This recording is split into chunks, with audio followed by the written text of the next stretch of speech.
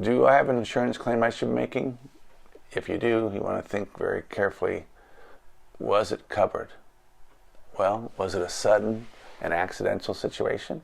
If it wasn't, it's not covered. Most often, it has to be something that's sudden, like a burst pipe, or an accident. You left the water running and forgot about it and went off to church. That's covered, which is a blessing. However, if it's not sudden and accidental, it's usually not covered. So wear and tear, dripping, leaking, those are words you want to stay away from. If you're describing a pipe that burst, it burst. There's a lot of water flowing. I have water damage. Not have a little leak behind my refrigerator. That could be considered appliance leak or appliance failure, not covered through insurance. The supply line to the appliance, if it's burst, ruptured, and water is coming out, make a claim. If it's drip, drip, drip, maintenance issue, wear and tear, not a covered loss. Smash that like button.